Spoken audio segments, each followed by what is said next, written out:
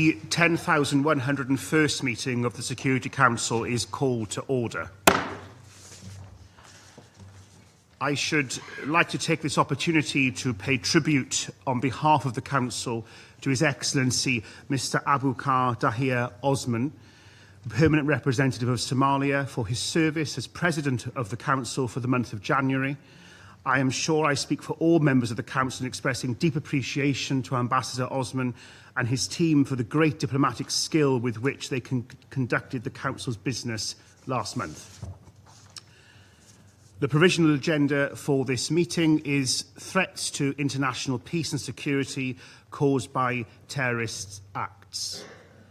The agenda is adopted. In accordance with Rule 39 of the Council's Provisional Rules of Procedure, I invite the following briefers to participate in this meeting. Mr Alexander Zoev, Acting Under-Secretary General, United Nations Office of Counter-Terrorism, and Ms Natalia Gurman, Executive Director, Counter-Terrorism Committee Executive Director. It is so decided.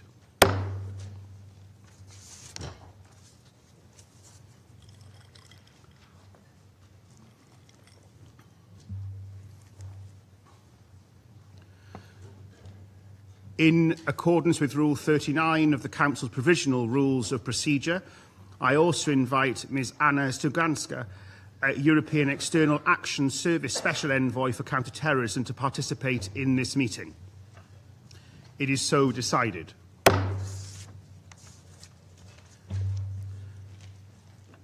The Security Council will now begin its consideration of item 2 of the agenda. I now give the floor to Mr Alexander Zoev. Thank you, Mr. President, Your Excellency, Minister of Multilateral Affairs, Chris Elmore, and Excellencies, members of the Council. I would like to thank all of you for this opportunity to brief the Council on the latest report of the Secretary General on the threat posed by Daesh. The report was prepared by the United Nations Office of Counter-Terrorism, jointly with Counter-Terrorism Committee Executive Directorate and the Analytical Support and Sanctions Monitoring Team, pursuant to Resolutions 1526 and 2253. Well, this is my first briefing in this capacity, in my new capacity to the Security Council as Acting Under-Secretary General of UNOCT, and I am pleased to be joined by Ms. Natalia Gurman, our dear colleague and Assistant Secretary General and Executive Director of CTED, to present this report. Mr. President, the threat posed by Daesh increased steadily since the previous report, remaining multipolar and increasingly complex. The group and its affiliates continue to adapt and demonstrate resilience despite sustained counter-terrorism pressure. They continue to recruit foreign terrorist fighters and to enhance their use of new and emerging technologies. Daesh has also been able to maintain access to funding streams through opportunistic fundraising, unlawful taxation, and kidnapping for ransom. The group and its affiliates continue to expand their presence in parts of Africa, particularly in West Africa and the Sahel, as we informed with the Secretary General of this Council a few months ago.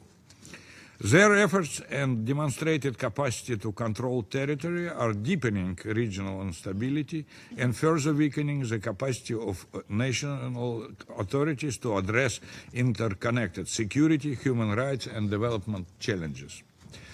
The situation in West Africa and the Sahel remains especially urgent in our view. In the Lake Chad Basin, the Islamic State West Africa province has further expanded its prominence. In the Middle East, Daesh remains active in Iraq and the Syrian Arab Republic, with continued attacks and renewed efforts to destabilize local authorities.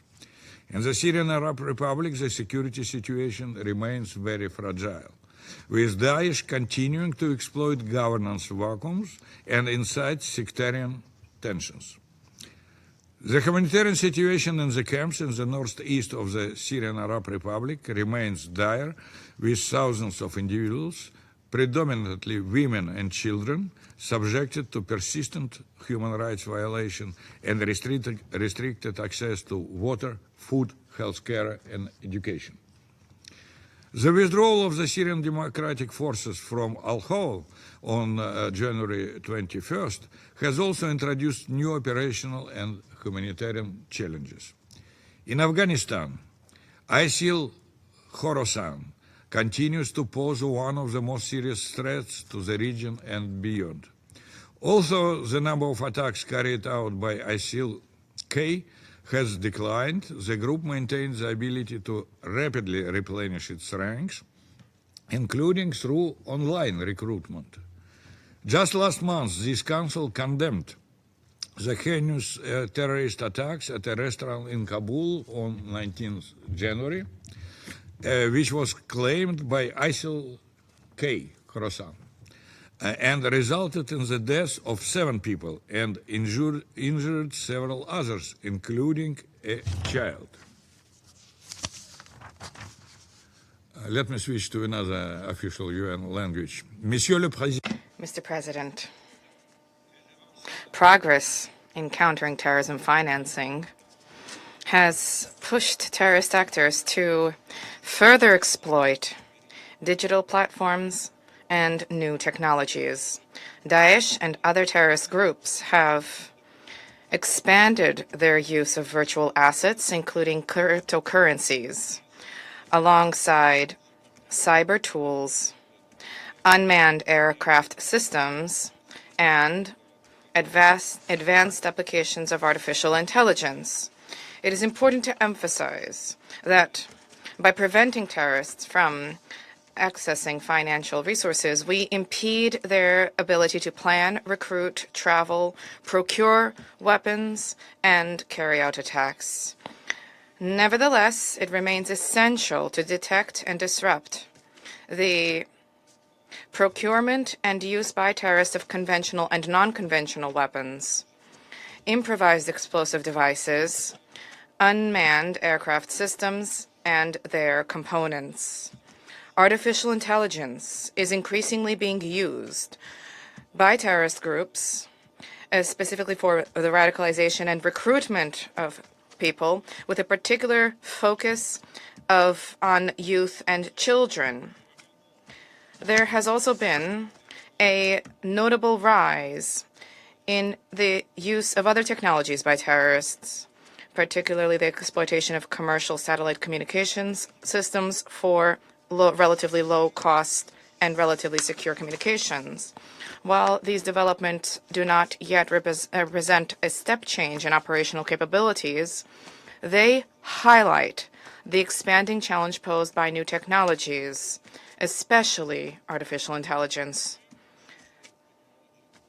Likewise, while these new technologies offer significant opportunities to counter terrorism, their responsible use needs to be protected, fully in accordance with international law.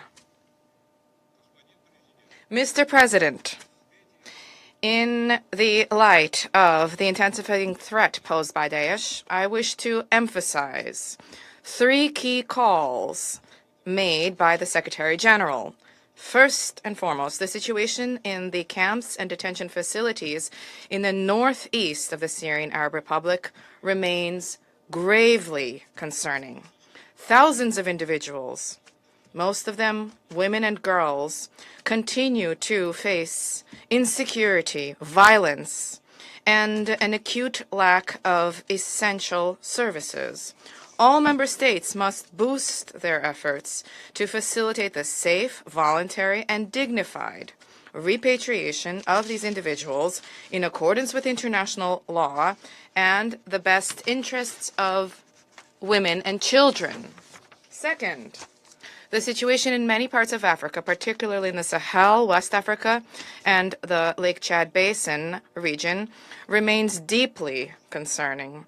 As has already been emphasized by the Secretary General, regional member states must exercise political ownership and forge unified, coherent, and joint responses.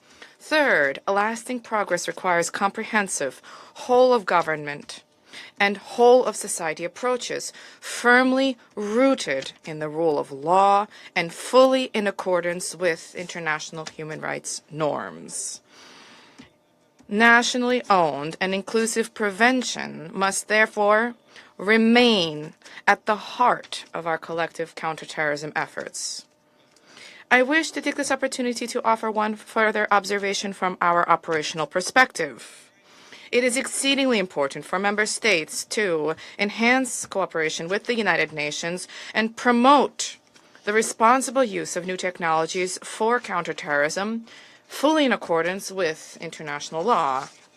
This must include efforts to counter the financing of terrorism, particularly the misuse of virtual assets, through measures that are risk-based and proportionate to the threats. Señor Presidente. In Spanish, Mr. President, the intensification of the threat posed by Daesh and its affiliates, despite significant national and international efforts, underscores how imperative it is to sustain global cooperation on counter-terrorism. The United Nations remains committed to providing targeted capacity building and tailored technical assistance wherever it is requested.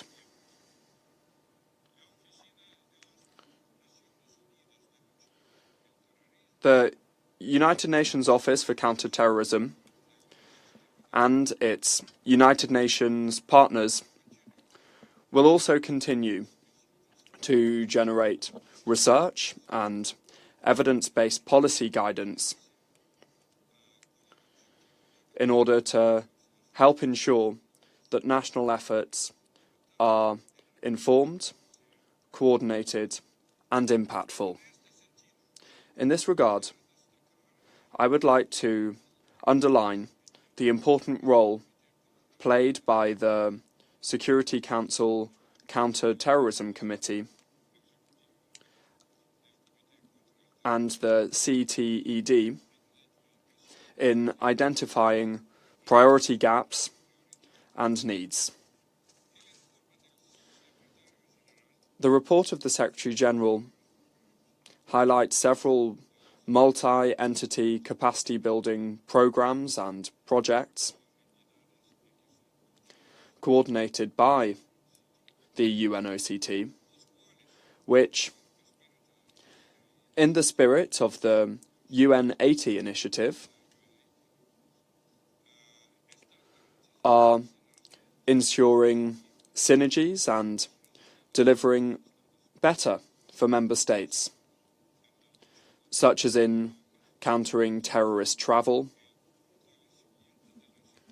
strengthening border security, protecting vulnerable targets, and facilitating rehabilitation and reintegration. The United Nations is navigating an increasingly challenging global environment. Trust among member states, the foundation of the UN collective security system, is under pressure, and international norms are being tested. Despite these challenges, member states have consistently demonstrated unity in rejecting terrorism in all its forms and manifestations.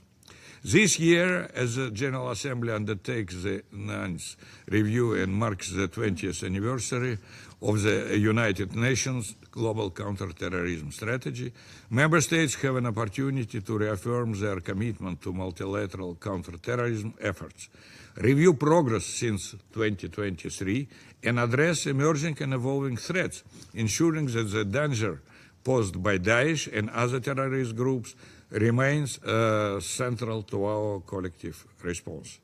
Thank you very much, and sorry for my Spanish.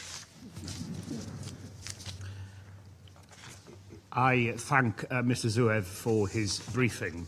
I now give the floor to Ms. Natalia Gurman. Thank you very much, dear Mr. President, dear members of the Council.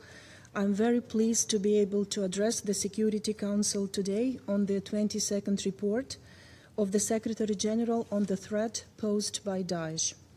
And I wish to thank the United Nations Office of Counterterrorism, headed by Acting Under-Secretary General Mr. Alexander Zuev, and also the Analytical Support and Sanctions Monitoring Team, led by Mr. Colin Smith, and all our United Nations partners for their cooperation with the Counterterrorism Committee Executive Directorate in preparing this report. Mr. President, the last 6 months have demonstrated that, despite sustained international pressure, Daesh continues to perpetrate and inspire destructive attacks globally, from the Syrian, Arab Republic and Iraq to the Sahel, Lake Chad Basin, East Africa and Australia. The impacts have been devastating. The monitoring team has documented Daesh's increasingly sophisticated fundraising and propaganda strategies, while member states have also raised these concerns with CTAD. The humanitarian crisis remains critical in the Syrian Arab Republic, where more than 26,000 individuals are held in camps and detention facilities due to their perceived links or family ties with members of Daesh. The majority of those held in the camps are children, most of whom are unable to return to their communities of origin and have been denied due process. Recent changes in the administration of the Al Hol camp require close monitoring and sustained international engagement. Across the African continent, Daesh, Al-Qaeda, and their affiliates have intensified operations. These groups exploit existing conflicts, porous borders, food insecurity, informal economies, and access to natural resources to generate funds. Foreign terrorist fighters use sophisticated technologies and informal channels to raise and move funds with alarming efficiency.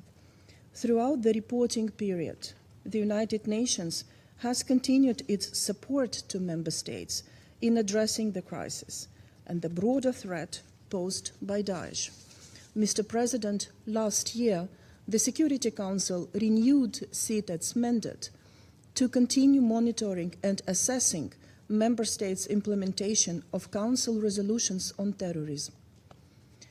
This followed the marking of CTAD's 20th anniversary, during which we examined trends and lessons learned from over 200 assessment visits CTAD has conducted on behalf of the Counterterrorism Committee. Over the past 12 months, on behalf of the committee, CTAD conducted assessment visits to Austria, Cameroon, Chad, Hungary, Malta, Norway, and Somalia. This week, CTAD delegation is leading committee's assessment visit in Tajikistan. We work closely with each member state that we visit to provide tailored recommendations and identify technical assistance needs. Following the committee's visit to Somalia, CTAD, with funding from the United Nations Peace and Security Sub-Fund, led a joint project with the United Nations Office on Drugs and Crime in coordination with UNOCT to address the use of the internet, social media, and video games by Daesh and Al-Shabaab in Somalia and the broader region. The initiative focused on the implementation of the Security Council Resolution 2713 and brought to Nairobi in Kenya 70 representatives from national authorities, from Somalia, Djibouti, Ethiopia, Kenya, and Uganda, civil society, academia, and the private sector. Participants identified solutions to strengthen capacities to prevent, detect, and disrupt the use of the Internet for terrorist purposes. CITAD has also worked with UNOCT, the United Nations Transitional Assistance Mission to Somalia, and other partners to support Somalia's efforts to counter the financing of terrorism. In addition, CITAD has joined UNOCT in supporting Eastern Africa, including Somalia, in countering terrorist use of improvised explosive devices. These efforts complemented broader United Nations work in Somalia, including initiatives by the United Nations Development Programme and the European Union United Nations Global Terrorism Threats Facility. CITAD continued to support member states in understanding and countering the financing of terrorism in close cooperation with the Financial Action Task Force and FATF-style regional bodies. CITAD published its fourth thematic summary assessment of gaps in implementing Security Council resolutions relevant to countering the financing of terrorism. The report focused on African member states and was based on recent committee's assessments as well as mutual evaluation reports published by FATF and FATF regional style bodies in consultation with a monitoring team. CITAD is also working with UNOCT to support states in their efforts to address terrorist financing risks relating to the use of virtual assets through the implementation of the non-binding guiding principles on preventing, detecting, and disrupting the use of financial technologies for terrorism purposes, known as Algeria Guiding Principles. CITAD, alongside UNOCT, the United Nations Interregional Crime and Justice Research Institute, and the United Nations Alliance of Civilizations, and in cooperation with the International Criminal Police Organization, facilitated and provided assistance to Benin, Kyrgyzstan, Mauritania, and Senegal in developing their capabilities to protect vulnerable targets against terrorist attacks. This included the first online meeting of the network of West African experts on countering terrorist threats to vulnerable targets. In further support of this work and in line with its analytical mandate to identify issues, trends, and developments, CITAD published an updated trends report on the threats and gaps in critical infrastructure protection. This report was produced in partnership with the Organization for Security and Cooperation in Europe. The threat posed by the terrorist use of unmanned aerial systems, or UAS, has emerged as priority for many member states during our assessments. And in response, CITAD continued to promote the committee's Abu Dhabi guiding principles, which guide member states on countering terrorist use of UAS. CITAD also published a report on terrorist exploitation of children and partnered with a global internet forum to counter terrorism to raise awareness about ongoing challenges faced by member states in addressing the increasingly advanced digital methods developed by terrorist networks to target children worldwide. Mr. President, as this report by the Secretary General makes very clear, the threat posed by Daesh has increased in measurable ways. Terrorist violence intensified across multiple regions, and Daesh proved itself financially and militarily resilient despite setbacks. Amid vast changes across the United Nations system, we must not lose sight of our shared goal to preserve international peace and security. The efforts of the United Nations to address Daesh threat are critical. These efforts require adequate resources and the cooperation of all member states to achieve our shared goal, a world free from terrorism. I thank you. I thank Ms. Gurman for her briefing.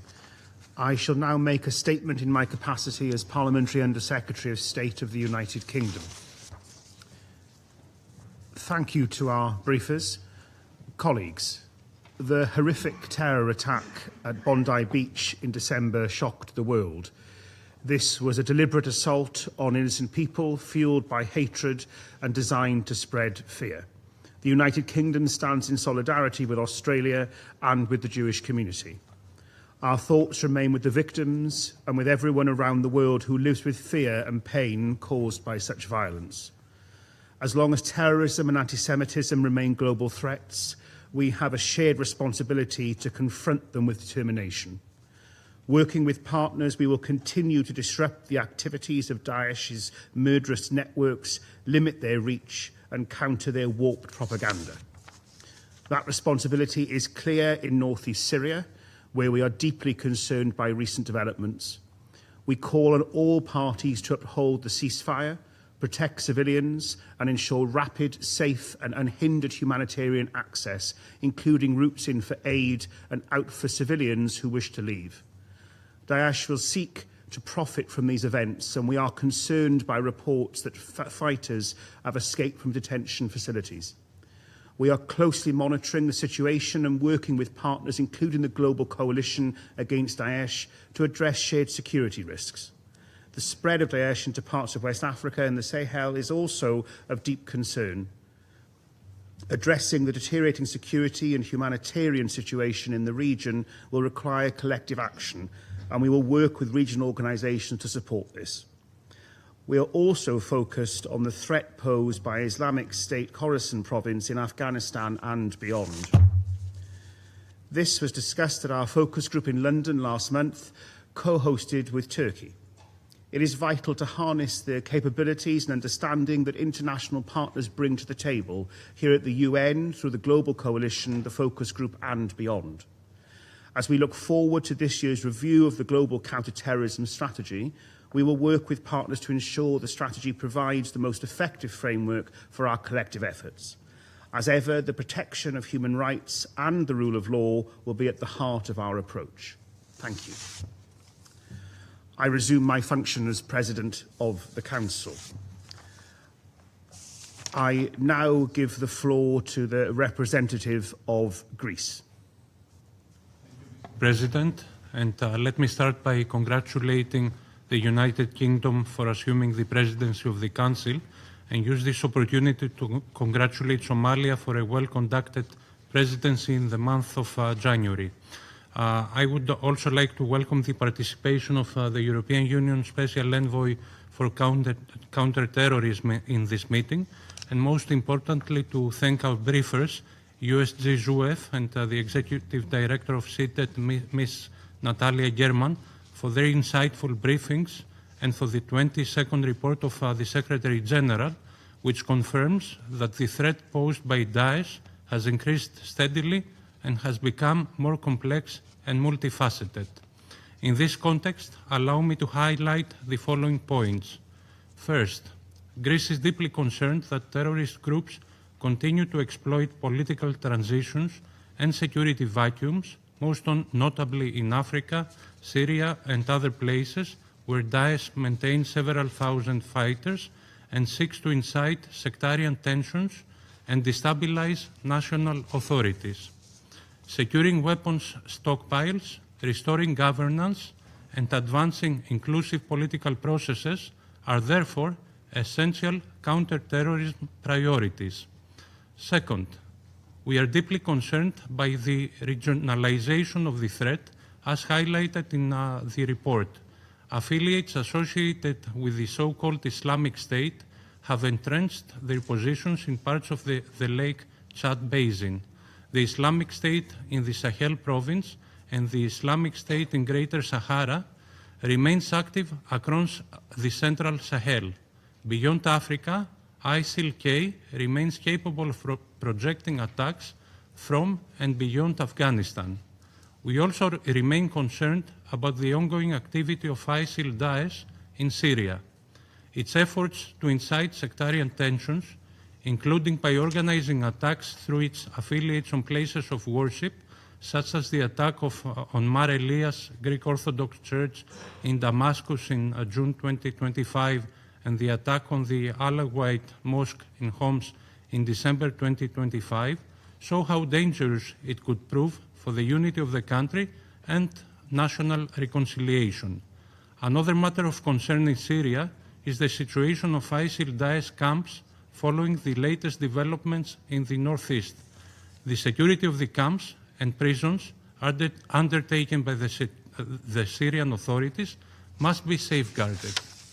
And we would like to seize this opportunity in order to express our appreciation for Iraq's decision to temporarily detain ISIL-Daesh terrorists in Iraqi-controlled facilities. All these issues underscore the need for the Syrian government to step up its counter-terrorism and counter-extremism efforts, as well as to address the issue of foreign fighters and the security sector reform.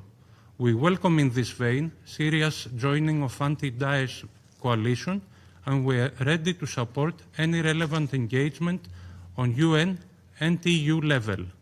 More broadly, Greece reiterates the need for strengthened cooperation between the United Nations, regional organizations, and national authorities, particularly on intelligence sharing, border management, and maritime security, domains directly linked to our national expertise and priorities. Third, Mr. President, we should not disregard terrorist acts at sea and their serious implications for maritime security. Disruption of supply chains, serious limitations to freedom of navigation, as well as the destabilization of entire maritime regions are just a few of the consequences of terrorism at sea, which highlight our responsibility to combat this serious threat. Fourth, we are alarmed by the accelerating misuse of new technologies, the growing use of digital currencies, commercial satellite communications, artificial intelligence, and unmanned aircraft systems enhances Daesh's capacity for propaganda, recruitment, and coordinated attacks. International responses must keep pace through responsible technology governance, disruption of terrorist financing, and protection of critical infrastructure. Fifth, the humanitarian dimension requires urgent action. Greece strongly supports safe and dignified repatriation, rehabilitation, and reintegration in full respect of international law. Children must be treated first and foremost as victims, and community-based reintegration is essential for durable prevention. Finally, prevention must remain central in the context of a whole-of-government approach that addresses the issue coherently in all its aspects and not just from a security and military perspective.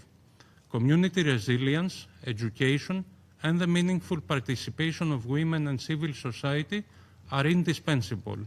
We welcome UN initiatives supporting victims of terrorism and the expansion of regional capacity building, particularly in Africa and Central Asia. In concluding, Mr. President, Greece reaffirms its unwavering commitment to the UN Global Counter-Terrorism Strategy and to a victim-centered, human rights-based approach. Only through coherent multilateral action can we reverse the current trajectory, fight terrorism effectively, and safeguard international peace and security. I thank you. I thank the representative of Greece for the statement. I now give the floor to the representative of the Democratic Republic of Congo. Monsieur le Président. Mr. President, it's my honour to deliver this statement on behalf of the A3, namely Liberia, Somalia, and my own country, the Democratic Republic of the Congo. The A3 wish to commend the exemplary leadership of the Somali presidency for the effective, transparent and able manner in which they steered the Council's work during the month of January. We also congratulate the United Kingdom on assuming the presidency of the Council this month, and we welcome Your Excellency, Mr. Chris Elmore, MP and Parliamentary Under-Secretary of State. We also thank Acting Under-Secretary General Zuev of the UNOCT and Executive Director German for their comprehensive briefings. We also take note of the Secretary-General's 22nd report on the threat posed by Daesh. Mr. President, the report before us confirms a troubling reality. The threat posed by Daesh has intensified steadily across multiple theatres, with a troubling shift towards the African continent. In West Africa and in the Sahel, Daesh affiliates are consolidating their presence and asserting control over territories. The same goes for the northern part of Mozambique, where Daesh and its affiliates have widened their propaganda coverage and increased their operational tempo, thus posing a continuous and substantial threat to populations. While we acknowledge the significant counter-terrorism successes that have been seen in Iraq and Somalia that have led to all-time lows in attack frequencies, we cannot allow ourselves to let down our guard.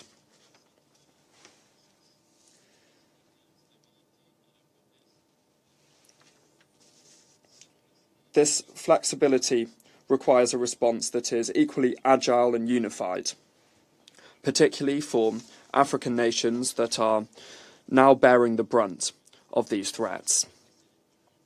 In light of these sobering developments, the A3 wishes to emphasise the following points. First of all, it's necessary to strengthen regional and international cooperation. Effective counter-terrorism requires both deep international cooperation and genuine national ownership. Somalia's experience demonstrates the value of this approach. Through sustained counter-terrorism efforts by national security forces, in conjunction with regional and international partners, the threat posed by Daesh in Somalia has been significantly reduced, with a significant number of terrorists eliminated during recent operations and over 180 arrested, and local fighters having been successfully reintegrated into their communities. This success underscores the critical importance of technical assistance, intelligence exchange and sustained international partnerships. The A3 reaffirm that the African Union must remain central to the coordination of counter-terrorism efforts on the continent. We emphasise the need to strengthen the collaboration between the United Nations and the African Union, and to leverage its unique expertise and deep-rooted experience. The African Union's counter-terrorism initiatives, including the African Union Mechanism for Police Cooperation, AFRIPOL, and the Nouakchott and Djibouti processes, are essential to continental and global counter-terrorism efforts. Second, addressing root causes and prevention. A security-focused approach alone will not suffice. We must adopt comprehensive, whole-of-government and whole-of-society approaches that address the underlying drivers of radicalisation, including poverty, lack of education, unemployment, political instability and social exclusion that enable terrorism to take root. Sustainable development, coupled with targeted support for the most affected countries, remains our strongest defence against radicalisation. We must invest in education, expand economic opportunities and encourage the participation of citizens, women and women-led organisations in prevention and de-radicalisation activities. The inclusion of youth and women-led organisations in our prevention strategies is essential to build community resilience and diminish the pull factors of extremist ideologies. Third, we must respond to new and emerging technologies. We are alarmed by the increasing sophistication of Daesh in utilising new and emerging technology. The group continues to enhance its capabilities through unmanned aircraft systems, which have enabled coordinated and simultaneous attacks across combat zones. Daesh and its affiliates are also exploiting commercial satellite communication systems for low-cost, rapid and relatively secure communications in remote areas. Virtual assets continue to be used to evade detection in financing terrorism, while Daesh actively seeks to build cyber capabilities by appealing globally to cyber experts across the world. We call for enhanced technical assistance and international cooperation to help African nations to establish core capabilities to detect and disrupt these digital threats, while ensuring all measures remain firmly grounded in international law, respect for human rights and fundamental freedoms. Lastly, protection of civilians and respect for human rights. The protection of civilians, especially the most vulnerable populations, must remain at the heart of all counter-terrorism efforts. Our strategies must prioritise civilian safety and security, while at the same time ensuring that counter-terrorism measures do not inadvertently create additional grievances that terrorist groups could exploit. All counter-terrorism efforts must be comprehensive, firmly rooted in the rule of law, and fully compliant with international human rights norms, international humanitarian law, and the fundamental principles of the UN Charter. We must also address the dangerous trend of counter-terrorism policies that unfairly single out particular communities or religions, which only serve to fuel division and undermine our collective efforts. By way of conclusion, Mr. President, the fight against Daesh and terrorism in all of its forms and manifestations is a universal challenge that knows no borders and requires our sustained dedication, strengthened cooperation, and unwavering resolve. The gravity of the situation in Africa demands that regional member states exercise political ownership to forge unified, coherent, and joint responses to these critical challenges.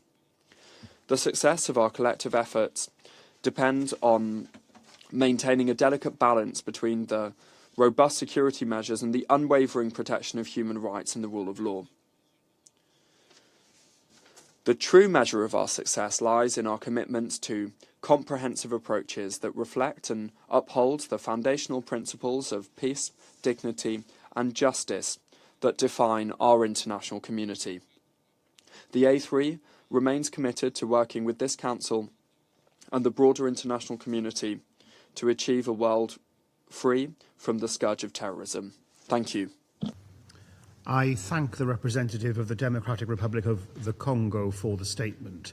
I now give the floor to the representative of Panama. Thank you, Mr. President. Panama congratulates the United Kingdom for assuming the presidency during this month and welcomes His Excellency Chris Elmore, Parliamentary Undersecretary. We also thank the briefers for the valuable presentations. Nos encontramos hoy, una vez más. Today, once again, we face a persistent challenge that requires unity around shared goals. Terrorism continues to represent a multifaceted threat that is constantly evolving, and it requires joint, sustained responses based on international law. Counter-terrorism requires an unequivocal commitment, shared responsibility, and a robust multilateral architecture with predictable resources and political will.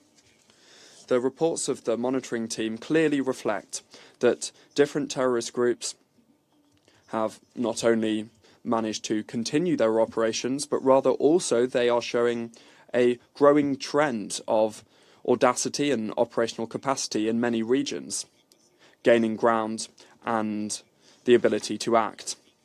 This development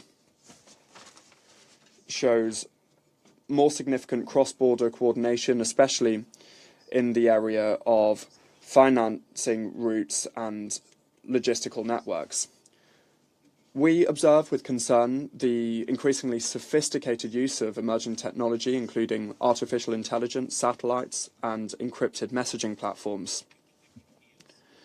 This technology furthers radicalization campaigns and recruitment globally, and includes the radicalization of youth and minors, which is a phenomenon that is present in many regions and that requires prevention strategies focused on education. In order to halt this increase in the capacities of terrorist groups and to avoid these platforms remaining a grey area, Panama believes that it is essential to establish closer collaboration between states and tech companies in line with the recommendations of the annual report. The existence of specialized networks in the propagation and dissemination of propaganda material shows systematic intentionality that must be addressed by way of exchanging information, intelligence cooperation, and multilateral efforts, and also driving forward initiatives like the Tech Against Terrorism initiative. The use of kidnapping for rescue techniques, the appropriation of criminal models and the exploitation of coastal areas for illicit maritime purposes is cause for concern. The maritime dimension of this threat is particularly relevant for Panama because we are a country through which a lot of trade transits thanks to our canal. Counter-terrorism requires comprehensive and sustained support that strengthens national capacities, that promotes development, and that bolsters cooperation between regional organisations and the UN system. What's more, pursuant to Resolution 2242, we underscore the importance of comprehensively integrating the women, peace and security agenda in counter-terrorism strategies. Women and girls face specific forms of violence due to violent extremism, including sexual and gender-based violence. And this is why we recognise that the participation and leadership of women, not only as essential elements of the prevention of violent extremism, but also to strengthen the resilience of communities and to move towards the establishment of sustainable and lasting peace. Finally, we underscore that even terrorist groups pay attention to decisions here at this Council. The reaction of these groups to the previous report of the monitoring team is testament to the fact that our discussions are echoed well beyond this chamber. This is yet another reason to act with strength, cohesion and long-term vision. In this context, we recall how to strengthen our response to this threat. It is necessary to adopt a stronger position to individuals with proven links linked to listed groups, but that have not yet been formally included on the registers of this Council, with due diligence as a safeguard. Panama will continue to work to achieve a safer world, reaffirming that counter-terrorism must be engaged in line with international law, with respect for human rights, and in a spirit of cooperation. Thank you very much. I thank the representative of Panama for the statement. I now give the floor to the representative of Denmark. Thank you, Mr. President. And let me also thank today's briefers and to welcome you, Minister Elmore, and the EU Special Envoy for Counterterrorism to the Chamber today. Mr. President, few threats have shown the same ability to endure and adapt as ISIL or Daesh. Their theaters might differ, but their method is the same: exploiting fragility, grievance, and weak governance. Our response, therefore, must be collective, principled, and firmly anchored in the rule of law. Allow me to make 3 points. First, Mr. President, is the continued threat across the Sahel. The Sahel has become the epicenter of global terrorism. ISIL and al-Qaeda-affiliated groups have consolidated their presence, strengthened cross-border networks, and entrenched themselves in areas marked by weak state control and protracted conflict. The human cost is severe, with growing civilian harm displacement, and disrupted humanitarian access. This is not only a regional crisis, it is a direct challenge to Africa beyond the Sahel, as well as to European and international security. Denmark therefore stresses the need for a stronger and more coherent international response, one that is built around the regional cooperation and political ownership and engagement with local actors and civil society. Second, on Syria.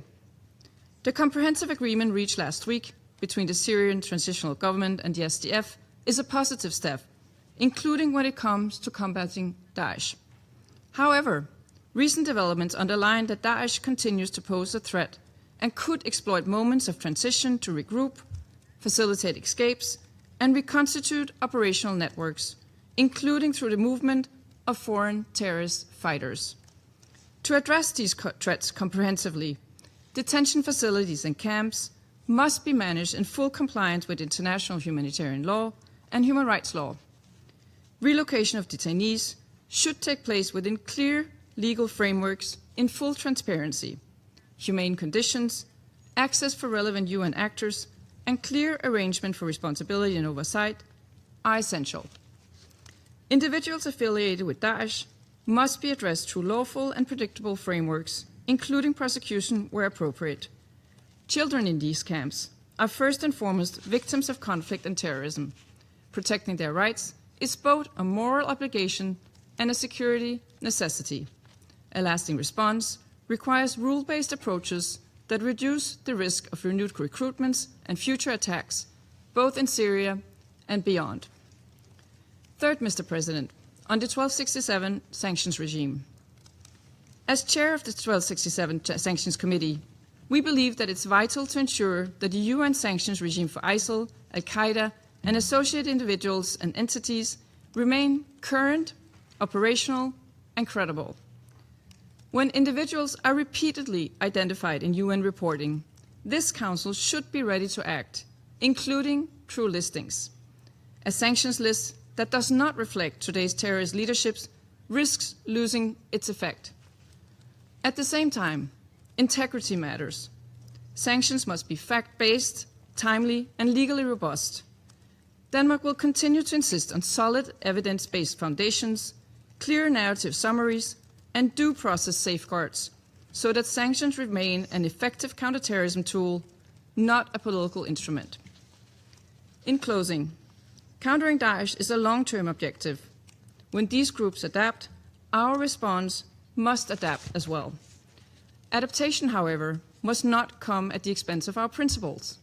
Lawful action, respect for human rights, and inclusive approaches remain essential. Without these foundations, we risk winning today while losing tomorrow. Denmark stands ready to work constructively with all members of this Council to strengthen our shared response to this scourge. I thank you. I thank the representative of Denmark for the statement. I now give the floor to the representative of Bahrain. سيد الرئيس يطيب لي بداية أن نرحب بترأس Mr. President, allow me at the outset to welcome you as you chaired today's session. We also congratulate the UK for assuming the presidency of the Council this month.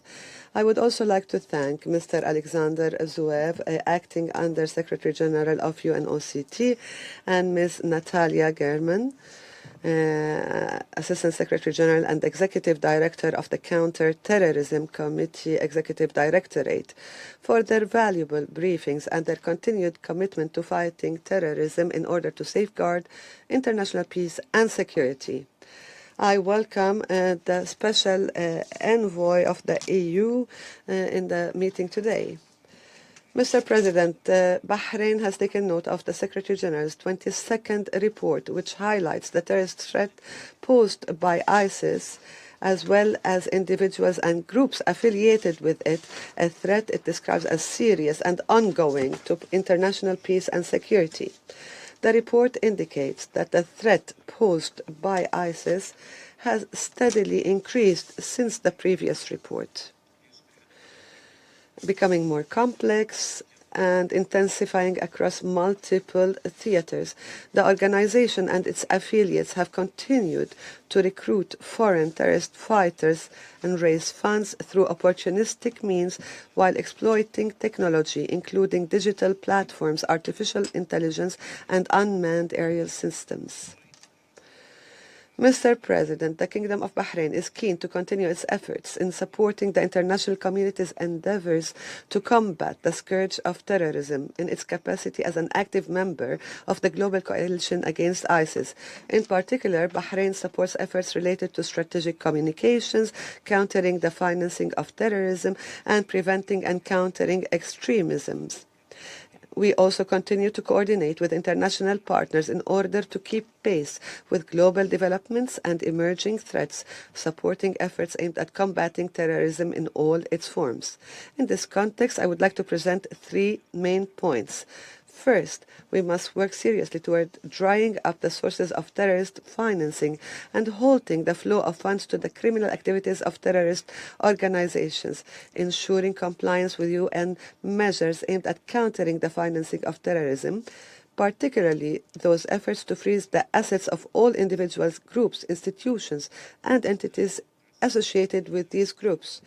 Second, as ISIS continues to exploit social media platforms to promote and incite violence and to use new and emerging technologies, artificial intelligence to disseminate propaganda, target youth for radicalization and recruitment, as well as attract cyber security experts to enhance their capabilities in this field, Bahrain emphasizes the importance of confronting the spread of extremist content on the internet and addressing hate speech. This is based on one of the most important pillars of our foreign policy, which is founded on promoting a culture of peace, tolerance, coexistence, and human fraternity. Third, terrorism cannot be combated without addressing the root causes that lead to its spreading. In this regard, Bahrain affirms that prevention remains the best means of confronting terrorism and extremism, as it represents the first line of defense in counter-terrorism and counter-extremism measures. In this context, we refer to our initiative adopted by the Arab Summit in Bahrain in 2024, which stipulates the provision of education to those affected by conflicts and disputes in the region in order to guarantee their human right to education and protect them from recruitment by terrorist organizations. In this context, I would like also to draw the Council's attention to Resolution 2250, which recognizes the threat posed by the rise of extremism among youth to stability and development. This resolution expresses concern over the use by terrorists and their supporters of new technologies to recruit and incite youth to commit terrorist acts. It urges member states to consider ways to grant youth a greater role in decision-making at the local, national, regional, and international levels. In conclusion, the Kingdom of Bahrain reaffirms its firm commitment to combating terrorism in all its forms and manifestations, to drying up its sources of financing. It also renews its interest and keenness in actively engaging with various partners to maintain and sustain the momentum of international efforts, particularly in light of the evolving and complex challenges in confronting terrorism, which continues to constitute one of the most dangerous threats undermining international peace and security. Thank you, Mr. President. I thank the representative of Bahrain for the statement. I now give the floor to the representative of China. President, I congratulate the United Kingdom on assuming the Security Council presidency for this month, and welcome Mr. Elmore, the UK's Parliamentary Under Secretary of State, for presiding over this meeting. I also congratulate Somalia on successfully completing its presidency last month. I thank Acting Under Secretary General Zoeev and Executive Director German for their briefings. I hope next time Mr. Zoeev and German can make briefings in Chinese. Today, the increasing complexity of global terrorist threats, the occurrence of major attacks from time to time, and the terrorist organizations' evolving technological capabilities pose serious challenges to the international community's ability to respond. We should uphold a vision of common, comprehensive, cooperative, and sustainable security, maintain zero tolerance toward terrorism, firmly oppose selective counterterrorism and double standards, and strengthen unity and cooperation to forge a concerted effort against terrorism and safeguard international peace and security. I'll make 3 points. First, the terrorist threat in Afghanistan must be taken seriously. At present, terrorist organizations such as ISIL, Al-Qaeda, and the East Turkestan Independent Movement continue to operate on Afghan soil, posing persistent threats to the security of Afghanistan and its neighbors. Last month, an explosion at a Chinese restaurant in Afghanistan claimed 7 lives and injured several others, an attack for which ISIL-K claimed responsibility. As noted in SG report, the group continues to retain potent operational capabilities and intent to carry out terrorist attacks in Afghanistan. China calls on the Afghan interim government to attach great importance to the counterterrorism situation in the country, to take concrete and effective measures, and to resolutely combat and eliminate the terrorist forces entrenched in Afghanistan so as to prevent the country from once again becoming a hub for terrorists. China supports the Central Asian countries and the Shanghai Cooperation Organization in strengthening cooperation with Afghanistan to jointly address transnational terrorist threats, while also assisting Afghanistan in developing its economy and eradicating the root causes of terrorism. Second, the counterterrorism task in Syria remains formidable. The security situation in the country remains fragile, while terrorist organizations such as ISIL and ETIM have taken advantage of the instability to expand their presence, recruit fighters, and carry out frequent attacks, posing a threat to regional security. According to the SG's report, ISIL maintains thousands of combatants in Syria. The report of the 1267 Committee's monitoring team indicates that ETIM also has several thousand militants operating in the country. The Syrian interim government should fully discharge its counterterrorism obligations and resolutely combat ISIL, ETIM, and all other terrorist entities listed by the Security Council to prevent terrorists from using Syrian territory to threaten the security of other states. Third, Africa has become a pivotal region in global counterterrorism efforts.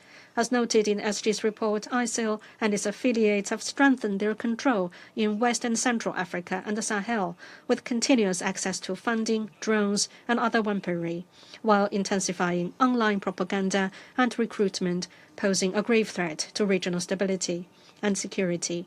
The international community should, while fully respecting the sovereignty of the countries concerned, provide greater support to African states in areas such as financing, technology, equipment, and intelligence. The UN and its partners should deepen cooperation with the African Union and other regional organizations to help enhance Africa's counterterrorism capacity building. This Council should remain committed to advancing political solutions to the continent's hotspot issues, thereby continuously shrinking the space in which terrorist groups can operate. President, China commends UNOCT, CTED, and the monitoring team of the 1267 Committee, among others, for their positive contributions to advancing global counterterrorism cooperation. We look forward to relevant UN bodies further strengthening coordination and cooperation, jointly promoting the implementation of the UN Global Counterterrorism Strategy and related Security Council resolutions, and contributing to international counterterrorism efforts. The Council should continue to treat counterterrorism as a priority and make full use of the sanctions regimes established under Resolutions 1267 and 2713.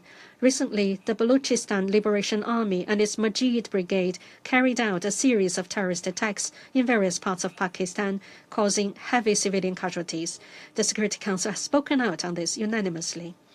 China calls on the international community to provide strong support for Pakistan's counterterrorism efforts and hopes that the Security Council will include BLA and its Majid Brigade in the 1267 sanctions list as soon as possible.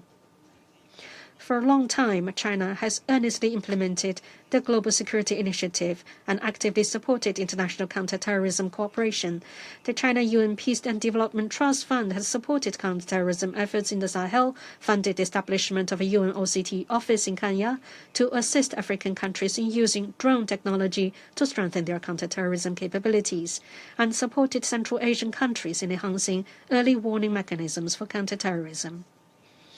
We stand ready to continue working with all parties to resolutely combat terrorism in all its forms and to make greater contributions to building a world of lasting peace and universal security. Thank you, President. I thank the representative of China for the statement. I now give the floor to the representative of the United States. Thank you, Mr. President. Thank you, Undersecretary General Zuev and Executive Director Garamun for your briefings. And we, too, from the United States, offer our condolences to Australia, the UK, the global Jewish community for the Bondi Beach terrorist attack during Hanukkah in December. And congratulations to the United Kingdom for your presidency of the Security Council. Colleagues, the United States remains deeply concerned and is determined to continue to take bold action against the evolving threat posed by ISIL, by Al-Qaeda, and by their affiliates.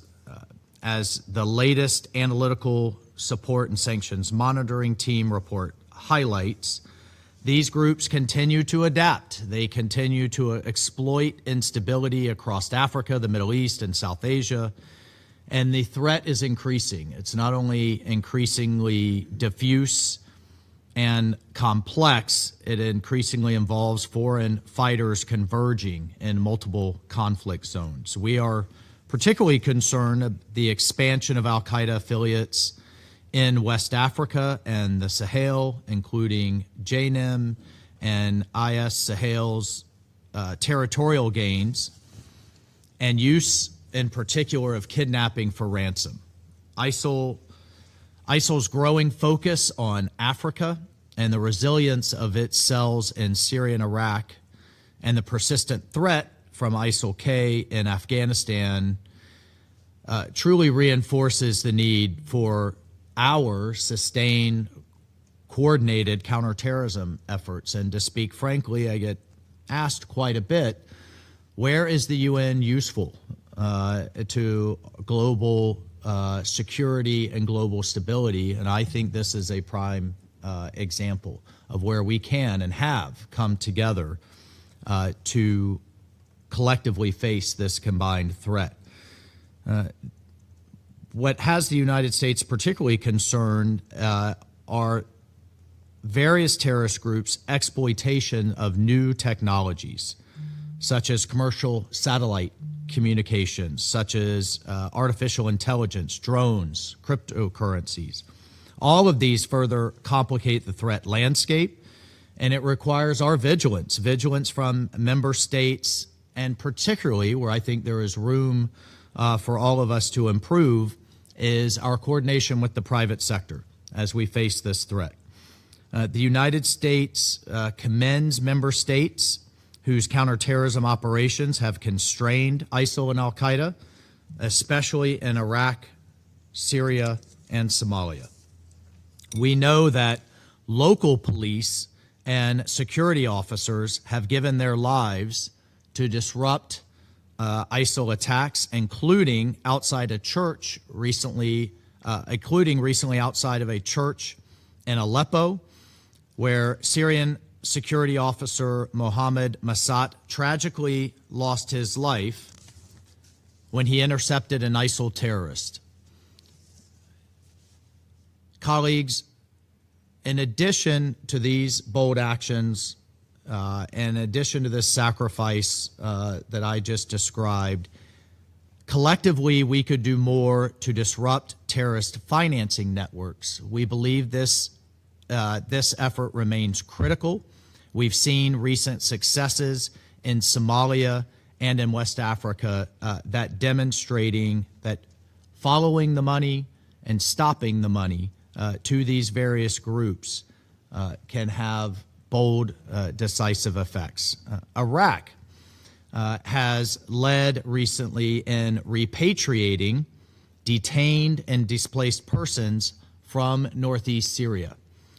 We encourage and we call upon other member states, especially our European colleagues, to follow Iraq's example in allowing for repatriation to mitigate threats and reduce the risk of instability to not only Syria but the entire region that these foreign fighters that have been detained now for many, many years, the risk that these foreign fighters pose to all of our collective security. We also urge all member states to strengthen cooperation, including intelligence sharing and joint operations, and to support the effective implementation and evolution of the 1267 sanctions regime. In this vein, we welcome Syria and we welcome the Syrian government's joining of the de-ISIS coalition as its 90th member, which it became last year in 2025. Member states should collaborate on screening and information sharing to prevent terrorist movement across borders in support of UN Security Council Resolution 2396. And we echo the monitoring team's recommendation to designate additional ISIL and al-Qaeda affiliates and call for enhanced efforts to counter terrorist recruitment and radicalization, especially amongst our youth online. Finally, colleagues, we stress the importance of accountability, and we urge all member states to prosecute ISIL-affiliated nationals in accordance with international law. Thank you, Mr. Chair. Thank you, Mr. President. I thank the representative of the United States for the statement. I now give the floor to the representative of Pakistan. Thank you, Mr. President.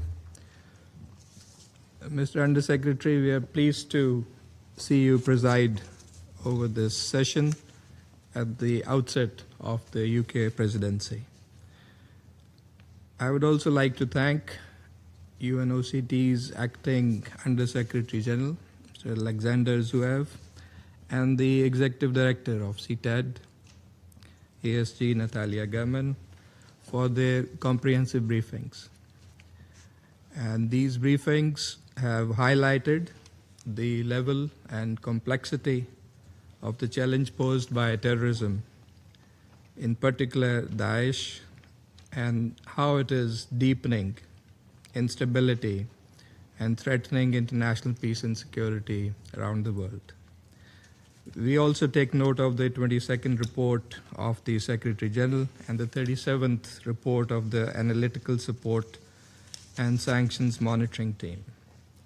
Mr. President, Pakistan condemns terrorism in all its forms and manifestations. As a frontline state in the global counterterrorism efforts, we have sacrificed blood and treasure with more than 90,000 casualties and staggering economic losses over the years. Let me recall that the al-Qaeda core was largely decimated in Afghanistan due to Pakistan's instrumental efforts. Pakistan has also been playing a lead role in successfully combating ISIL-K in our region. Over the last few years, particularly after the Taliban takeover in Kabul, externally sponsored and foreign-funded proxy terrorist groups such as Fitna al-Khawarij TTP and Fitna al-Hindustan BLA and its Majid Brigade have got a new lease of life. Operating with virtual impunity from the Afghan soil and with the active support of our eastern neighbor, these groups are responsible for heinous terrorist attacks inside Pakistan. Just this weekend, BLA claimed responsibility for a series of terrorist attacks across multiple locations in the Balochistan province of Pakistan. that resulted in the martyrdom of 48 innocent civilians, including 5 women and 3 children. 145 BLA terrorists were neutralized during the effective riposte by our valiant security forces.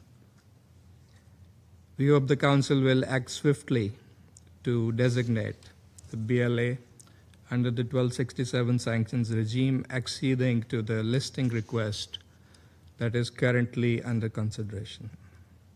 And we thank the Security Council members for the swift press statement condemning these terrorist acts, and all our friends and well-wishers across the globe for the outpouring of support and solidarity with Pakistan. We remain resolute in eliminating this externally sponsored scourge from our soil and exposing the sponsors, financiers, aiders, and abettors sitting across our borders. President, globally, the terrorism landscape has also evolved significantly. Terrorist attacks continue as terrorist groups have also proliferated geographically. As noted in the ESG's report, the threat posed by Daesh has increased steadily, becoming more complex and intensifying in multiple theaters, notably in West and Central Africa, the Sahel, and our region South Asia. While continuing to operate in Syria and Iraq, albeit with a diminished capacity, Daesh and its affiliates are persisting with recruitment of foreign terrorist fighters, increased utilization of modern ICTs to organize and recruit online, terror financing through digital wallets and cryptocurrencies, use of unmanned aerial systems, and exploitation of social media and AI for propaganda purposes. The international community must address the contemporary terrorist threat through a collective, comprehensive, and coordinated response, including through the balanced implementation of the global counterterrorism strategy. In this regard, first of all, we must effectively tackle the terrorist threats from Afghanistan. As documented by the monitoring team, the Afghan de facto authorities provide a permissive environment for a range of terrorist groups, notably TTP. Al-Qaeda continues to enjoy the patronage of DFA. ISIL-K remains active with an external focus, and ETIM-TIP members move freely within Afghanistan. These terrorist groups pose a threat not only to Pakistan, but to the entire region and beyond. Recent activity in Central Asia close to the Afghan border has validated earlier warnings.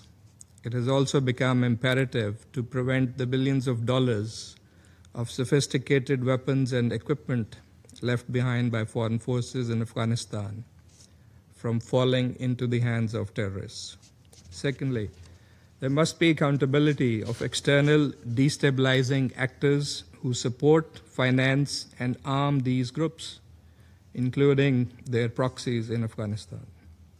Third, there must be zero tolerance for state terrorism of the type on crass display in Indian illegally occupied Jammu and Kashmir and other situations of foreign occupation. Occupation and accompanying repression cannot be masked as counterterrorism to suppress the internationally recognized and UN-sanctioned legitimate struggles of peoples against foreign occupation and for their inalienable right to self-determination in accordance with relevant UN resolutions and international legitimacy. Fourth, the need to adapt the UN counterterrorism architecture and sanctions regimes to ensure that they adequately respond to current challenges and represent a fair, just, and comprehensive mechanism to address the global scourge of terrorism. Counterterrorism policies have so far singled out only the adherents of one religion, that's Muslims. There is a need to encompass the new and emerging forms of terrorism, including white supremacists, far-right extremists, violent nationalists, fascists, xenophobic, Islamophobic, and anti-Muslim groups, and similar ideologies in various parts of the world. Present terrorism can be defeated only through unity and cooperation, without any double standards or discrimination, addressing the root causes, and by preventing its exploitation for politically motivated agendas. The forthcoming 9th GCTS review this year offers a valuable opportunity to renew our collective resolve to take practical steps for preventing and countering terrorism in all its forms and manifestations by plugging the identified gaps and thereby refreshing the international consensus on effective international efforts. Pakistan will continue to support multilateral efforts aimed at devising comprehensive and holistic strategies to combat and eradicate this menace through collective endeavors and cooperation. I thank you very much. I thank the representative of Pakistan for the statement. I now give the floor to the representative of the Russian Federation. Mr. President, we wish to congratulate the United Kingdom on their accession to the presidency of the Council during the month of February. We thank Somalia for its presidency during the month of January. Mr. President, I wish to begin with an expression of sincere condolences to the government and the civilians of Pakistan in connection with the recent terrorist attacks which claimed the lives of approximately 50 civilians and security force officers. We condemn terrorism in all of its forms and manifestations. It is important for all members of the Security Council of the United Nations and the international community to understand that there is no and there can be no justification for this scourge. We thank Alexander Vladimirovich Zuyev and Natalia Mirchevin-German for their briefings today, as well as their contribution to the report of the Secretary General on threats posed by ISIL. This document was published on the eve, virtually on the eve of its discussion at the Security Council. We would be grateful for the advanced publication of reports in the future. Turning to the content of the report, we embrace the majority of the premises therein. First and foremost, the fact that the threat posed by ISIL is steadily escalating on numerous fronts and is increasingly becoming complex. And we wish to focus on the following aspects for counterterrorism in our statement. Mr. President, a topical theme in the report is the growing use by terrorists, including ISIL, of new and emerging technologies.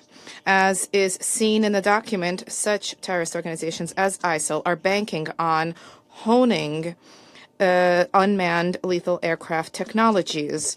But we are not just talking about drones used for intelligence gathering, goods delivery, and carrying out terrorist attacks. There's an important need to suppress the acquisition and use by ISIL and its affiliates of commercial terminal satellite communications, including Starlink. We trust that the states under whose jurisdiction the relevant technology companies operate will be prescient and will adopt effective measures to prevent such technologies from falling into the hands of terrorists. We support the call of the Secretary General contained in the report for states to more proactively cooperate with one another and with the UN to tackle this issue and to facilitate the conscientious use of new technologies for counterterrorism. Terrorists are broadly leveraging ICT both for the financing of criminal activity and in order to spread their ideology and to carry out attacks.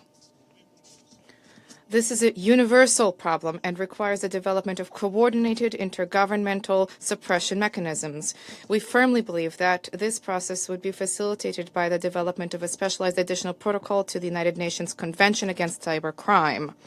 This document will be intended to help to prevent the use of new and emerging technologies for terrorist and extremist purposes. Mr. President, another premise in the report which we support is the worsening security situation in certain regions of Africa in connection with the expansion of the terrorist presence. Here, we first and foremost wish to pay tribute to the Africans who are on the front lines and on a daily basis are countering terrorists and are achieving tangible progress, particularly in the hotspot regions such as Sahel. At the same time, we cannot but note that a number of non-regional players are countering this cooperation and continue to engage with terrorists, using them as a tool for the advancement of their geopolitical agendas, working to destabilize the situation with the help of various terrorist groups. We condemn the tenacious attempts of these countries to restore their erstwhile colonial influence in Africa. These countries have no qualms when it comes to the means for these purposes. There are plans to liquidate inconvenient national leaders. In January, for example, an assassination attempt against the president of Burkina Faso, Ibrahim Traoré, was thwarted. Niger is suffering as a result of terrorists. At the end of January, there was an attack targeting the airport in Niamey, and responsibility was claimed by ISIL, and a Western trace was detected there. The Kiev regime is actively engaged in this sordid affair, delivering weapons to terrorists, including drones and training fighters. The Ukrainian connection is strikingly evident in Mali. Last year's terrorist attacks targeting fuel tanks, attempts to blockade Malian cities, the murder of peaceful civilians were perpetrated with the collusion of external forces. We call upon the international community to adopt robust measures to prevent weapons and components from falling into the hands of terrorists. Providing weapons support to terrorists must not be left unpunished. We also wish to draw attention to the following. Beyond Kiev's direct support for terrorists, Africa is suffering as a result of the unchecked deliveries to the Kiev regime of Western weapons. Weapons from there through the black market reach fighters throughout all of Africa, and the illicit trafficking thereof is continuously growing. Mr. President, we call upon UN member states to bear in mind the fundamental principle of international law, namely the principle of cooperation. And we wish to have a separate call for Western countries. Moderate your geopolitical appetites. Stop cooperating with terrorists directly or through your Ukrainian satellites. Russia advocates a depoliticized professional cooperation in counterterrorism on the basis of the norms and the principles of international law. Thank you. I thank the representative of the Russian Federation for the statement, and I now give the floor to the representative of Latvia. Thank you, Mr. President. Let me start by congratulating the United Kingdom upon assuming the presidency of the Council for the month of February and wish you success. And I also wish to thank Somalia for their dedicated handling of the work of the Council last month. And I thank Acting Under-Secretary General Zuev and Executive Director German for their briefings and welcome the participation of the EU Special Envoy for Counterterrorism to this meeting. In the light of the conclusion of Secretary General's 22nd report, we remain concerned about the persistent and dynamic threat that Daesh and other terrorist groups pose to international peace and security in the Middle East, Sahel, Lake Chad Basin, East Africa and elsewhere. Despite shifting territorial control and leadership setbacks, terrorist groups continue to adapt and retain operational capabilities, and especially concerning our increased operations of terrorist groups, including ISIL-K in Afghanistan. When we recall the events that led to the creation of the UN counterterrorism architecture more than 20 years ago, one should remain vigilant not to let history repeat itself. Today, a key challenge is the growing activity of terrorist networks and operators in the digital space. It includes recruitment of cyber experts in support of terrorist activities and experimenting with artificial intelligence for propaganda purposes. According to the recent UN reporting, terrorists and violent extremists are increasingly using online fora, including gaming platforms and social media. And it is done for both direct engagement and indirect influence, including recruitment and propaganda. And we believe the Council should request the 1267 monitoring team to submit a separate report to the committee on the issue of radicalization of youth and minors. Terrorist groups exploiting political instability and preying on socially vulnerable and marginalized groups underscores that we cannot fight terrorism and radicalization with force and security measures alone. Therefore, Latvia supports a comprehensive response pairing counter-terrorism operations and security measures with prevention work. Countering radicalization requires investment in education, media literacy, economic opportunity and community resilience. A meaningful cooperation between state authorities and community actors like youth, civil society and religious leaders is key. Any national and global effort to fight terrorism must be conducted with respect to human rights and in accordance with the rule of law. Latvia believes in a risk-based approach to address threat of terrorism and violent extremism. We focus on prevention and strengthening national institutions' capacity to address various terrorism threats. And in 2025, Latvia was the first country assessed according to the revised FATF methodology. And we have devised a robust system to counter and prevent financing of terrorism and money laundering. It is very important. Increased cooperation, coordination, and technical assistance to improve national capacities in countries especially exposed to terrorism threats are needed. Also to enable effective implementation of the UN resolutions, imposing travel ban on listed individuals and mitigating overall threats to national security. Mr. President, to conclude, we believe it is imperative for the international community to leverage all networks for cooperation in our shared effort to counter terrorism.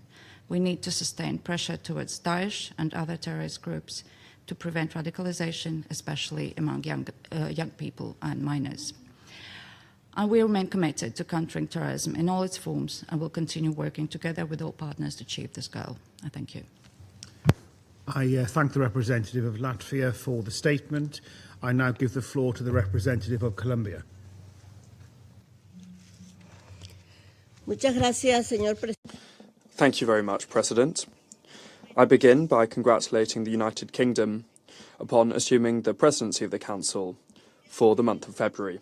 Colombia also thanks the presidency for organising this meeting, the Secretary-General for his report, and the Acting Under-Secretary-General Mr. Zuev and Ms. Gurman for their comprehensive briefings. While the report shows that significant progress has been made, our efforts in counter-terrorism are far from over. Terrorism remains one of the most significant threats to international peace and security. It undermines the rule of law, it destabilises states, and causes widespread suffering. Reaffirming our condemnation of terrorism and all of its forms and manifestations, Colombia wishes to underscore 5 points. Our first point, we are concerned about the persistent and dynamic threat posed by the Islamic State in Iraq and the Levant ISIL, and what that represents for international peace and security. Despite territorial losses and leadership setbacks, we note the fact that the group continues to take advantage of weaknesses in areas already affected by conflict and where there are institutional weaknesses, in particular in regions of the Middle East and different parts of Africa. The fight against this scourge must focus on reducing its ideological attraction, on addressing the conditions that are conducive to radicalisation and strengthening community resilience. Our second point, we agree with the focus in the report on the need for more coordination and collaboration to fight against the terrorist threat. We see the absolute need to work in close coordination with the African Union and to maintain sustained and unified international pressure. Our third point, Colombia underscores how urgent it is to strengthen capacity building in this area. In this regard, we applaud all of the support that the United Nations has provided to many member states, its field visits and its efforts to support states to improve their capacities and infrastructure and to strengthen their legal frameworks and better respond to the constantly evolving terrorist threat.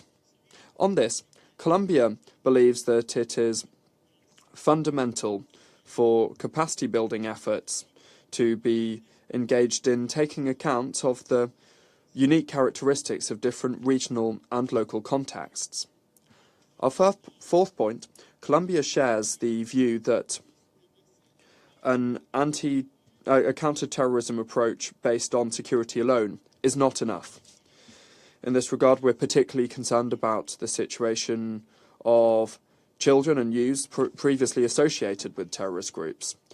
It's necessary to decisively focus on reintegrating them into civilian life and, of course, preventing them from being recruited in the first place.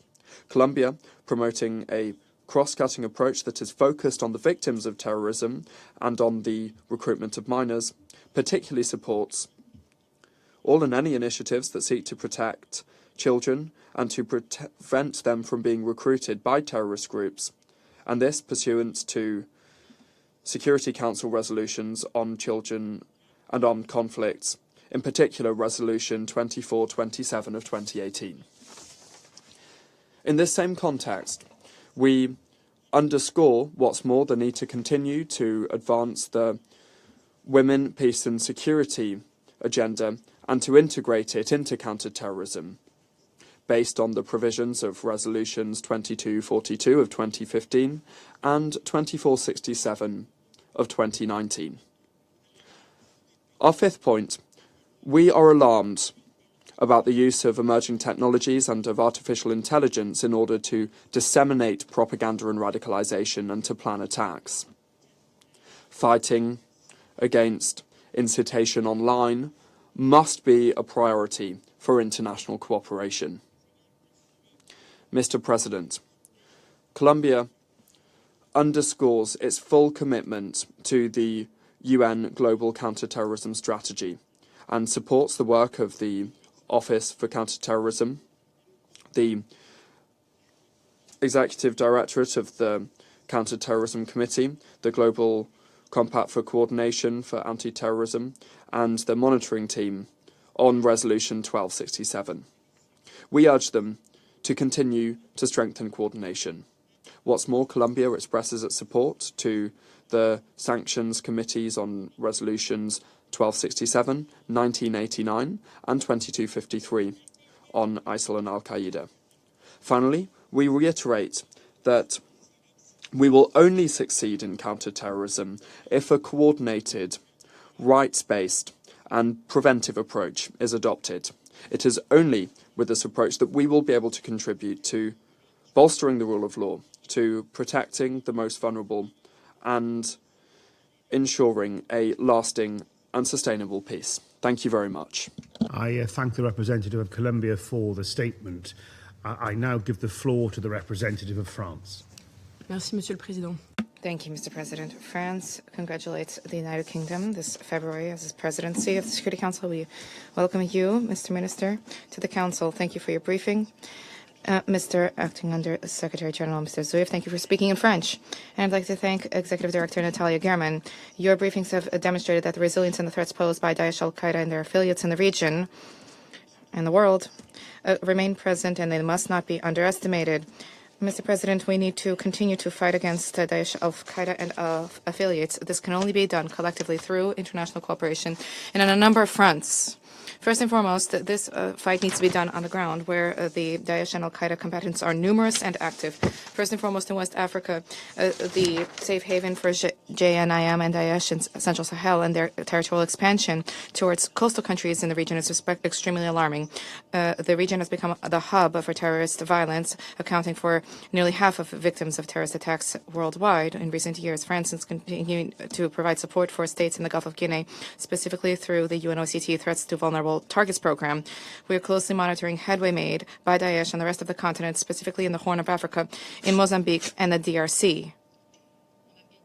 Turning to Afghanistan and Pakistan, Daesh Khorasan remains one of the most active affiliates of the organization, capable of inspiring or activating fighters in all continents. It represents the primary terrorist threat for France. Second, this fight against terrorism needs to be conducted online. We need to scale up efforts to counter terrorism and radicalization online. The briefings from our briefers show that terrorist groups are increasingly sophisticatedly leveraging new technologies for financing, for targeting recruits, and to amplify the impact of attacks on people. These groups have learned to adapt themselves to target increasingly vulnerable and young populations. They are using AI and using these new technologies against us. Our response hinges on critical cooperation with the private sector and regulation which is respectful of the principle of free and open internet. France has cemented its commitment against terrorism financing. Next May in Paris, we will host the No Money for Terror conference. This is a high-level meeting which will help to develop a joint action plan to comprehensively tackle threats posed by new terrorism financing methods. We need to leverage the tools of the Council, lastly, beginning with the 1267 sanctions regime. In this regard, we regret the fact that the committee was only able to adopt a single designation in 3 years. Today we heard about the need to combat terrorism. This is consensus among us. Therefore, the Council needs to be positioned to be more proactive in terms of designations. This subject warrants depoliticization, as was mentioned by our Russian colleague. Mr. President, only comprehensive and coordinated action by the international community will help to lastingly defeat terrorism. This needs to include a holistic approach to deal with all of the issues while respecting basic human freedoms. We will continue to seek to achieve this goal during our presidency of the G7. Thank you. I thank the representative of France for the statement. I now give the floor to Ms. Anna Stojanska, European External Action Service Special Envoy for Counter-Terrorism. Mr. President, distinguished members of the Security Council. First, I would like to congratulate you on the presidency of the Security Council, and I would also like to thank for this opportunity to speak on this important topic. The European Union notes with deep concern the persistent global threat posed by Daesh. Syria and Iraq continue to serve as the core of Daesh's operational and ideological base. The current situation in northeast Syria is particularly worrying. Camps and detention facilities holding Daesh family members, affiliates and fighters require sustained stabilization and humanitarian efforts to prevent the resurgence of Daesh, restore dignity, ensure accountability, justice, and restore peace. In this endeavor, the EU and its member states remain the largest donor in Syria. The Syrian transitional authorities now bear the responsibility to defeat Daesh and terrorism in all its forms in Syria, as demonstrated in their commitment to join the global coalition against Daesh. The EU strongly supports an inclusive security sector reform, justice, accountability, including transitional justice. Iraq plays a central role in the effort to defeat Daesh. Iraq's assumption of responsibility for detained fighters transferred from northeast Syria requires strengthening Iraq's capacities to ensure the safe detention of those prisoners, their prosecution and reintegration in full compliance with international standards and law.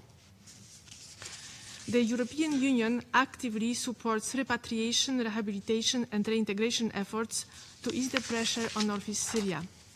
The EU has notably supported the repatriation and rehabilitation of thousands of women, children and men in Iraq, Central Asia and Western Balkans. Mr. President, the Daesh networks extend across Africa, Afghanistan, Central, South and Southeast Asia, as well as the Western Balkans. In this context, ISKP constitutes a particularly acute terrorist threat to Europe, directly affecting and undermining the security of the European Union and its member states.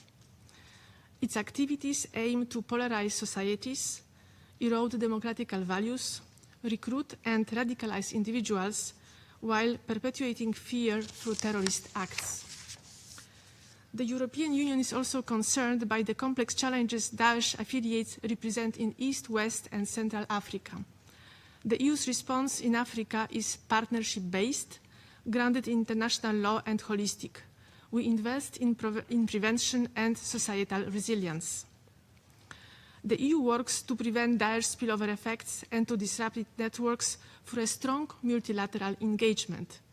As a co-chair of the Global Counterterrorism Forum, which is focused on Africa and gender, the EU also supports UN mechanisms in direct partnership with the UNOCT and the whole UNCT Compact. The EU also remains a dedicated partner of the Global Coalition Against Daesh. And we are determined to drain the economic resources of Daesh and other terrorist groups, amplifying the FATF efforts. Mr. President, Daesh's networks are adaptive and opportunistic. Effective responses require coordinated, facts-based and rights-compliant multilateral action, rooted in the respect for international law and human rights. Enhanced information and expertise sharing through a diverse multilateral counterterrorism architecture working closely together is now more important than ever. The EU remains fully committed to working with the UN and all partners to support international peace and security and the world free of terrorism. I thank you. I thank Ms. Tarajanska for her statement.